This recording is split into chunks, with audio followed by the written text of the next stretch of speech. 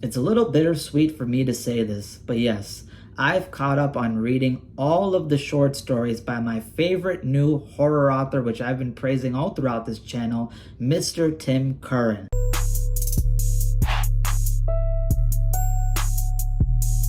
I've officially read all 125 of his short stories that are available, outside of any future ones he may drop, ones that he has to republish from obscure magazines.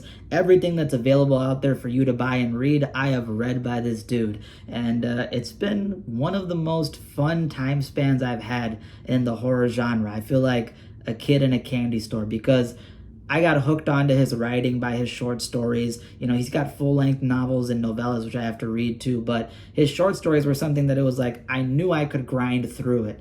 And I thought that it would take me longer for me to actually catch up to him. I thought it might take me, a few years until I caught up to his stuff, maybe a year, at minimum. But no, after a few months, after a few voracious months, I finally caught up on his stuff. And Tim Curran is an author who is a passionate horror fan. He writes some of the most insane, violent, action-packed stories that you will read in the horror genre. He makes some of the most craziest and most badass monsters, very fun settings, very fun story ideas. And, even though he might not shine in stuff like character development and other kind of junk that you see sometimes horror books having, modern Stephen King, he doesn't focus on that because he knows that if he goes down that territory, it's going to be his weakness. So instead, he focuses on the real meat of the story, the shit that you're looking for. And he's got one fucked up mind, and he shows that fucked up mind all the time. And I love it, man. I had grinded through his first short story collection I picked up by him, which was Alien Horrors. This is the hardcover edition I got with 3 extra stories in it. And I had spent an extra buck on, actually, luckily, I didn't have to spend a buck. I got this as a graduation gift, but I was hunting for it at a good price. Horrors of War, which is basically all different types of messed up horror stories in different war periods. So World War I, World War II, Vietnam War, the Mongolians, the French Napoleonic War, the Native American Wars, you name it. And I had so much fun, man. I've never had this much fun reading horror stories because you always try to find some authors who end up trying to be, doing a little too much. They try to go a little bit too, highbrow and artsy and try to think about them being objectively looked upon by many of their, fans or soon-to-be fans. But no, here Tim Curran really knows how to make really, really fun stuff, really, really gory, creepy, scary, awesome stuff that's extremely memorable. And he's not shying, man. He's not holding himself back. And I feel like every time I talk about Tim Curran now, it's like Joe Rogan talking about DMT and grizzly bears, or Dwayne "The Rock" Johnson talking about, peanut butter coconut French toast on his cheat days. It's like, bro, y'all won't understand how good it is until you dive into it. But listen, man, I had a fantastic time, yo. And it's a little bittersweet being caught up, but hey, man, I'm very proud of doing it. And although I can't talk about all of his different stories because I'll make separate reviews on them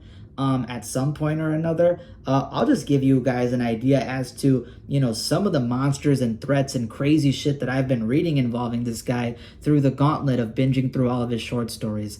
So yeah, without further ado, let's just dive into it. You guys are going to get one hell of a montage, which hopefully is going to give you a good idea as to the type of shit that you'll deal with when you pick up his stuff. And it's good shit to deal with, let me tell you that.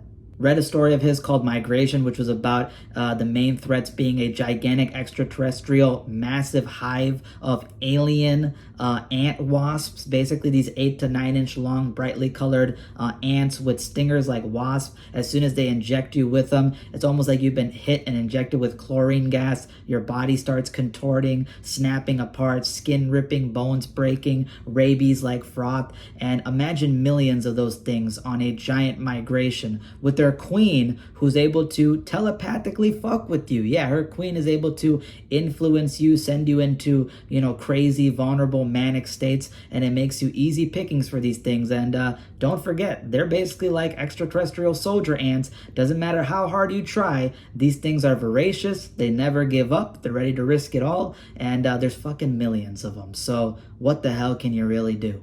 In a similar line, he had a story called Migration, which is about this group of space voyagers who are investigating a planet where a colony of 2,000 people had disappeared, and the entire planet is covered in ash. And due to the mechanism of this planet, how its moon cycle is, this planet is covered in 7 Earth days of night. Yeah, it's basically 1 week long of straight black nighttime with all this ash floating around. And when they get there, they end up getting targeted by thousands of extraterrestrial frog-like creatures. Yeah, a bunch of toads and frogs straight out of hell. These things got 3 eyes, they got lamprey mouths, they got tentacles. These things have acidic biofuel inside of them that when they inject it inside of you or inject it onto you, it's almost like a spider that's dissolving a fly and getting ready to suck it up. Yeah, you know all that ash that I talked about being on the planet? Shit, that's what happens to you, bro. You get a liquid cremation. These things are horrific, and they hunt by night, so anytime lights are on them, they freeze up or, screech away like cats. They can maneuver all over the place, crawl on walls, crawl through corners, hop on top of you, 8, 9 of them like leeches, basically liquidating you apart. And they're also able to float and fly. Yeah, they can inflate their bodies and float up like jellyfish or, octopus in the deep sea. And that's how they're able to move around. They're able to basically deflate their bodies, move through the clouds, come down like birds, jump on top of you, hit you from all sides. It's insane, man. And the sheer number of them is described to be like, with the spaceship getting attacked, it's like maggots on a corpse. So if you wanted a good visual, there you go. You also have the story from Alien Horrors, which is what this cover is based off of, called Charnel World, which is about a group of mercenaries who end up going to this green hell swamp planet called Xenos because there is a tourist ship of civilians that ended up crashing on the planet, and the government and corporations say nobody can go there. It's an outlawed planet because it's extremely dangerous. You have a 99% chance of dying because the most dangerous life form in all the galaxies known to man, the Xenoid, Tim Curran's version of a predator, is using that planet as its hunting grounds. And this thing is known to commit genocides, hunt down and take down dozens and dozens of victims. So now they're going on its home turf. And it's got booby traps for them. It's got invisibility camouflage like a chameleon. Obviously, it's 8 to 9 feet tall with these razor sharp, scythe-like bone protrusions and, all this grinning teeth. And it's got weapons as well, all different types of gadgets. And there's even a scene in the story where one of the soldiers is moving through murky, waist-deep water. And this giant mud skipper, alien mud skipper, basically with large, sharp, bear trap like teeth, swallows him whole and goes down into the water with them, and he's never seen again. And when the people freak out and get hysterical, being like, oh, this thing's got animals hunting for him, it's then revealed that it wasn't exactly an animal. It was a biotech creature because its body was made out of this liquidy, pulsy, living metal. So it was a living piece of technology, a biological piece of technology, this thing used as a bear trap. So very fucking badass. And it gets pretty crazy. You got all these mercenaries with exoskeletons and halo laser scatter guns, rifles, all this different, military grade weaponry. And they're like kids walking into a playground, man. You don't know where the boogeyman is lurking, and the boogeyman is always ready for you. But best believe you ain't ready for him. You also got a story called Stowaway, which is about a extraterrestrial vampire that may have inspired the vampire legends on Earth. And it is like a single-celled amoeba. It is able to morph its form from liquid to solid to gas. Instead of having, vampire-like teeth, it's got these leech-like suckers all across its body. It can shapeshift its body, and it's basically a stowaway on this spaceship, basically impersonating other people and crewmates. They have to find out who's who, and now they're all getting picked off one by one. Very fucking cool. And the last one I'll cover from the book is called Embryo. Embryo is actually a part of this extended edition. It's a hardcover, so there came 3 extra stories. Embryo is about this group of space voyagers who basically on this planet, outside of this planet's orbit. And it's this black, bluish planet that kind of looks like a grinning skull. Very, very strange, that type of graveyard type of vibe. And the person who's watching it on the comm system swears to God that it's a living, planet. It's haunted. There's something horrible on there. It almost feels like when he's monitoring the planet on his, basically gadgets and radar on the ship, that it almost feels like it's respirating, it's breathing, it's watching him. He has a hallucination that this giant, morbid iris opens up as the planet and looks at him. He freaks out, and soon he has bad dreams, nightmares about being stuck on the planet, and some avatar form on this planet starts hunting down people. And next thing you know, people on the ship start getting paranoid, thinking that that planet really is alive, and those people end up getting killed. And the way they're killed is almost as if they were dumped on the surface of the planet without a astronaut suit. It's basically their bodies freezing solid and then combusting like it got hit with a hammer. Blood and guts everywhere, methane freezing. And it's either described that they got teleported to the planet somehow while they were sleeping, or something came on the ship itself. And let's just say the latter plays into effect. And the planet turns out not to be a planet. It turns out to be a giant fucking embryo, a planet-sized embryo, a planet-sized egg sac, a planet-sized womb that's holding a eldritch god, extraterrestrial, extra-dimensional type of deity or creature, which is described to be like a spider fetus. I'll show a picture of what a spider fetus looks like. Yeah, this thing inside of a planet-sized womb, man, an embryo. Crazy shit. And things start going batshit. So this dude, when it comes to extraterrestrial horror, he's the fucking man. Then you get to Horrors of War. You got a lot of great stuff, particularly with what this cover is based off of.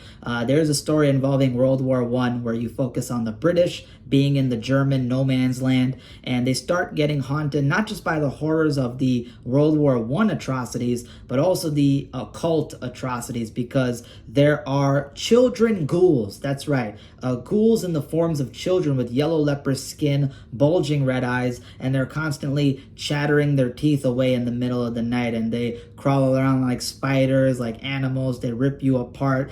There's scenes where they're taking their bayonets and cutting off their heads, and the teeth are still chattering. They stab them and shoot them, and then they start crawling up the guns and trying to get to them. Very crazy stuff.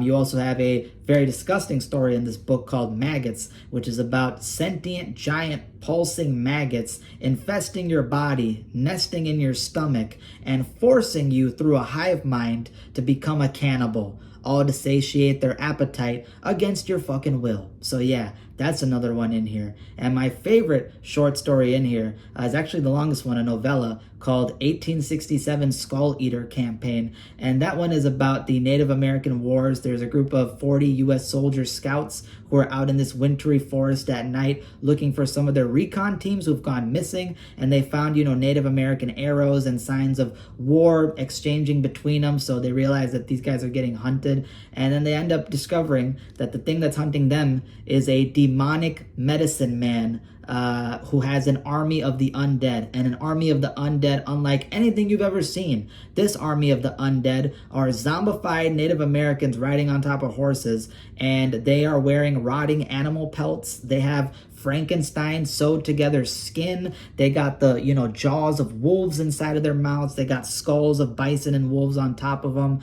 They're able to basically hunt by sound. A lot of them have their eyes taped up, so they hunt by sound and smell. You cut off their limbs can still choke you out and get you. You decapitate them, their heads will move around and bite down on you. They got all different types of, tomahawks and hatchets and guns and knives and all different types of weaponry. It's insane. And then you get to their lair, and the layer just scales up everything to level 100. So that was another fantastic thing. You also got a story called Wormwood. Wormwood is an atomic horror story featuring the Chernobyl reactor aftermath. A group of researchers go there after their own previous research team goes missing. And it turns out that the reason why Chernobyl exploded in this story is because the Soviets were testing some antimatter dimensional, basically experiments, black op experiments. And unfortunately, they might have let something horrible get through that antimatter dimension, a, extra dimensional boogeyman. And this thing unfortunately ends up wreaking havoc, destroying nuclear reactors, and when it passes by the graveyard of Chernobyl, it ends up reanimating the dead people into radioactive plasma ghosts. That's right, giant wraiths of men, women, and children, glowing with this static radioactive like electricity and made out of plasma. So when they touch you, they can burn you down like the ending butt of a cigarette. That's right, they burn you down to cigarette ash. A woman gets burnt alive. She ends up walking and parts of her start flaking off and she ends up crumbling like a Thanos snap.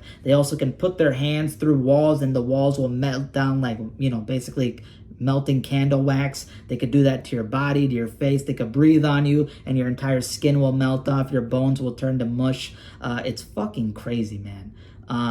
Yeah, you won't get shit like that anywhere else. You have a story called Limb Memory about a guy who unfortunately gets into an accident and he ends up getting his arm basically severed off, and the amputee arm ends up going to the incinerator inside of this hospital, and he starts feeling phantom pains, and it turns into something more as the decaying, rotted, severed arm ends up coming to life and trying to get back to its owner and crawl back and attach itself to him. Yeah, you got this severed, moving, animate arm basically knocking on windows. It comes out of the toilet bowl inside of his hospital ward room and starts trying to go towards him. He starts freaking out. It starts killing people who gets in his way.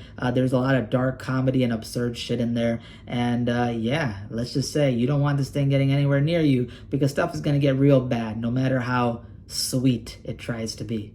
You want one of the most batshit funniest stories ever? He's got a story called Night of the Living Dolls, which is essentially a B horror movie takeover, kind of Megan type of situation, except it's a future where there's thousands of high-tech futuristic blow-up sex dolls who have now gone loose and started going against their owners in a lot of freaky deaky and creepy ways, man. Listen, it was one of the funniest stories ever. It felt like a Deadpool segment. If you've seen Deadpool movies, it's that type of crazy, absurd humor. It was insane, man. It was one of the funniest stories, and yet it was fucked up, and yet it was perfect. Honestly, truly a treat. If you want some absurd, funny shit that can still be fucked up and pretty well written, I think you should check out Night of the Living Dolls. These are two novellas called Dead Sea Chronicles. Dead Sea has many different amazing things, but Dead Sea Chronicles, these two novellas, expanded upon the universe, and you got all different types of fucked up creatures, of course. You got giant, gargantuan, airplane-sized,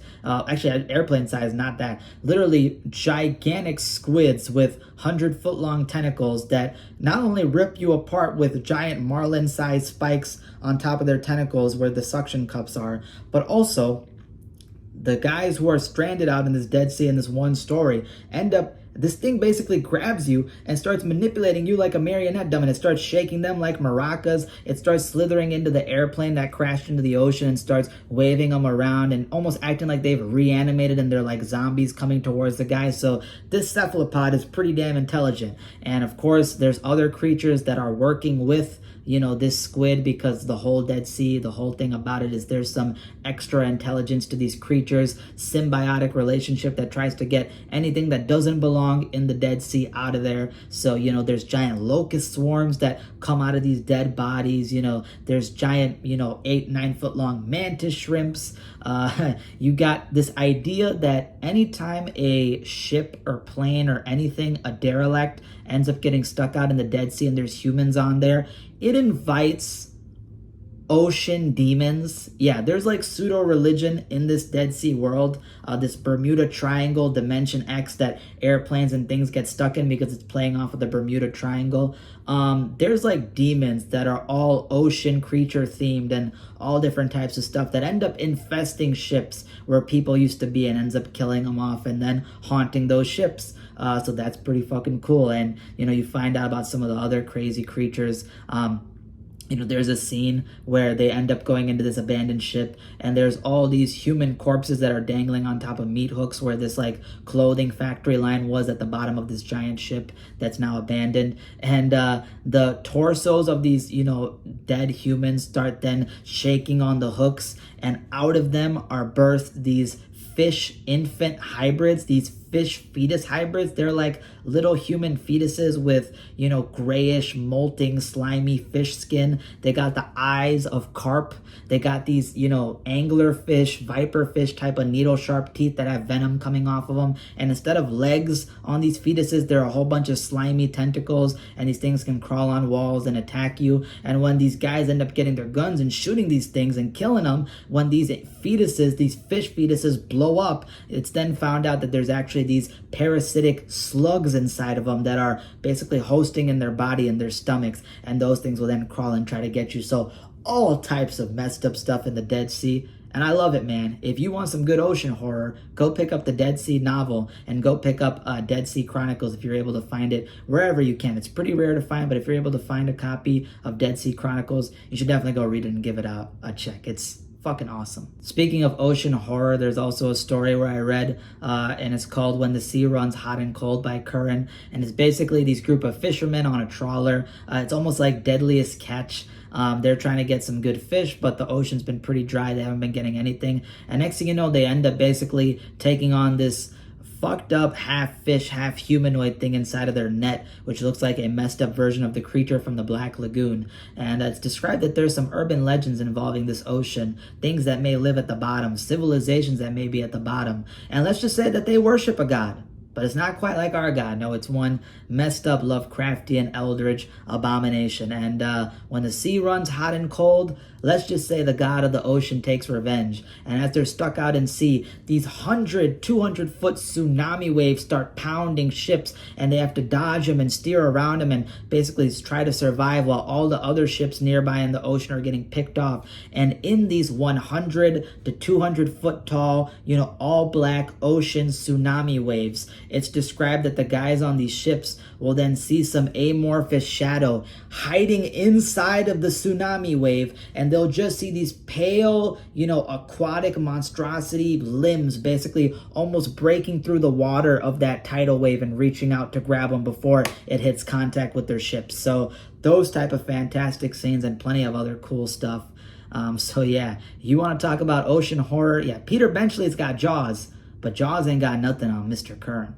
And finally, why not to end off with the most recent short story I read? It was one called Morbid Anatomy, also dealing with World War I in no man's land from the British perspective against the Germans. But it was Herbert West's Lovecraftian character expanded in some universe where this guy was doing experiments out in these, basically warlands. And, Herbert West from Lovecraft, he does reanimations. He reanimates dead bodies, does freak experiments. There's like two-headed, naked, molting dogs with all different types of fucked up teeth and fucked up eyes. And in the body of this fucked up mangy hound, there is the heads of mewing little puppies that are like crawling out of its skin and trying to reach out and like suck on you, all types of freaky stuff. And finally you get to one of the bigger threats, which is zombified children. But not just any zombified children. These are zombified children which are emitting and breathing out and leaking phosphorus and the mustard gas agents which are flooding these battlefields. They're soaking it in like sponges, and it's leaking out of their bodies in a misty fashion. So yeah, just them breathing on you, just them getting into contact and just hitting you with the ends up basically with you getting mustard gas and phosphorus poisoned out there. Pretty insane stuff. And he's got a lot of crazy zombie stories. In Zombie Pulp, he's got a story called Shelter, which is basically these guys in a bunker out when there's a zombie apocalypse going on. And the zombies are intelligent, man. It's like the Evil Dead. They're like possessed by demons, and they tell him, hey man, give us 6 victims from your bunker, otherwise we're gonna break in there and get you all. So they have to start playing a lottery, just like Shirley Jackson's lottery. And these worm boys, they're freaky, man. They're hardcore. They carve their faces like tribal war masks. They put sewing needles inside of their mouths and they take out their teeth. They cut off their limbs and put machete inserts and axe inserts in there. All types of freaky stuff. You got a story called Mortuary from that book, which is about basically these FBI agents who are trying to break into a Charles Manson type of place called the Church of the Resurrection, which turns out to be zombies, man. And there's stuff in there like this one zombie woman who chokes out one of the spec ops with her own intestines. Yeah, she pulls out her own innards, puts it around his neck, and strangles him to death. You got a little boy with a sack, and he ends up throwing out severed pale hands, like cut off severed pale hands, and they crawl around in the darkness, and it's described to be like a pack of albino spiders. I don't know what it is about that visual, but fuck that, yo. And speaking of fuck that, also one of the soldiers ends up getting horny and ends up finding this woman who he thinks is not a zombie. He ends up smashing her, and turns out the bitch had a whole bunch of razors inside of her coochie. I think you know where this is going, man. Listen, man, that horror came from the horror. I really made that joke. I can't take it back either, but it was fitting. So yeah, that's just kind of a brief journey into what I've been dealing with. Of course, I'm going to give you guys more deeper dives into some of the short stories and collections I've been dealing with. But yeah, if you guys needed a pitch as to why you should pick up Tim Curran, the short stories that I mentioned right then and there are all the different types of monstrosities and villains and threats he comes up with, crazy ass story ideas, and many others that I'm not able to talk about because he's got 125 stories. But those were some of the standout ones. So listen, man, I'm extremely happy that I finally caught up to his stuff. But I'm telling you guys out there, if you're a fan of the horror genre, if you're looking for some scary, awesome stuff that'll knock the socks off you and knock the skin off you, just as it does the victims in these books, you should pick up Tim Curran. Go on Kindle, buy some of his books, go check out some of his stuff. If you happen to find it in a bookstore, go pick it up and rent it and read it from your local library. And let me know your thoughts down below. Have you finally listened to my recommendations? And if not, what the fuck is wrong with you? Stop bullshitting me, and have a great day. Deuces.